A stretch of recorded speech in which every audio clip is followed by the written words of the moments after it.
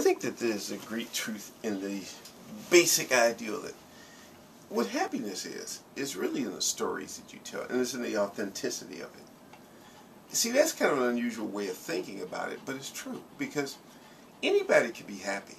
All you have to do is just tell a happy story about your own life.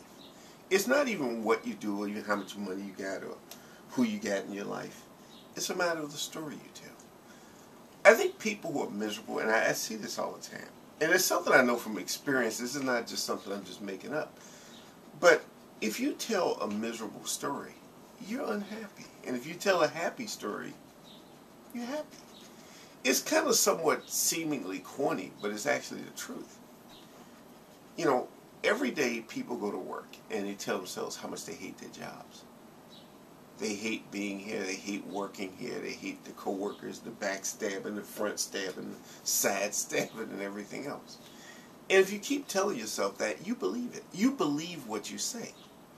You know, like as one person said, don't believe everything you say. You know, don't believe everything you tell yourself. And it's true.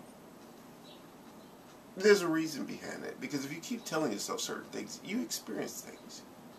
You know, if you say things like, oh, I hate this weather that we've been having lately. Oh, I just hate it so much. You believe it. You may think, well, that's harmless. I hate this job. You believe it. But if you tell yourself, I love this job. I think this weather is great. I love the city I'm living in. I love my neighborhood. If you say things like that, you experience reality according to what you say about it. You don't say things because that's what you experience. And that's the truth. It may sound like, oh, well, you know, what is he saying? He's crazy. He's talking about, you know, creating your own reality. You don't totally create your own reality. Let's get real. The reality that you live in, reality is something you don't really create.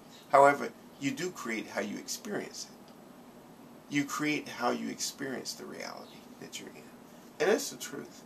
This is not just some mumble-jumble BS. It's the truth. It's something I know from experience.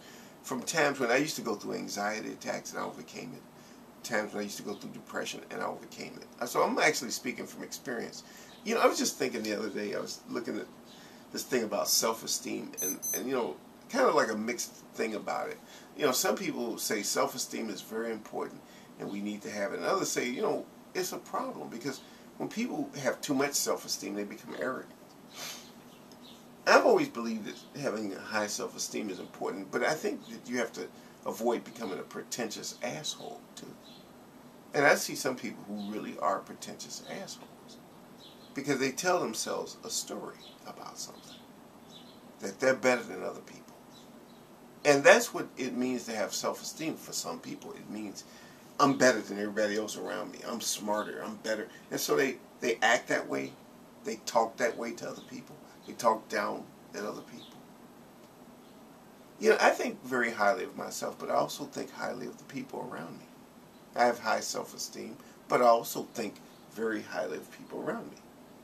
I tell myself a good story about them, and I see that. One thing that's true is we can't help but see reality according to the story we tell about it. It's just the way things work. You see reality according to the stories you tell.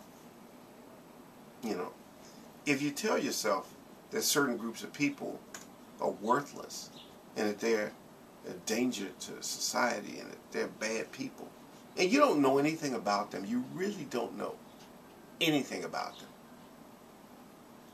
you will experience things exactly according to what you tell yourself. Every time you see these people, you would think the worst of things. And somehow your mind acts like a filter because it tries to align itself with the story that you've already told about something. You know, I had this problem with somebody I used to work with who thought I was the worst person in the world. He didn't even get the chance to know me at first, but he thought that way, and he reacted that way. And in a funny way, it actually becomes a self-fulfilling prophecy. If you think I'm a terrible person, you're going to treat me terribly.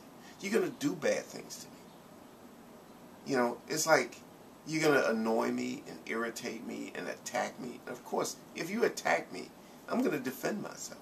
And when I defend myself, that becomes a proof. Oh, see, I told you he was dangerous. Look at how he's attacking me. Yeah, I'm defending myself. But you sort of perceive that as you're an innocent victim, and here I come out of nowhere attacking you. Sometimes life works that way. It just happens. And that's all I have to say. Because, I'm just a guy with a camera and an opinion.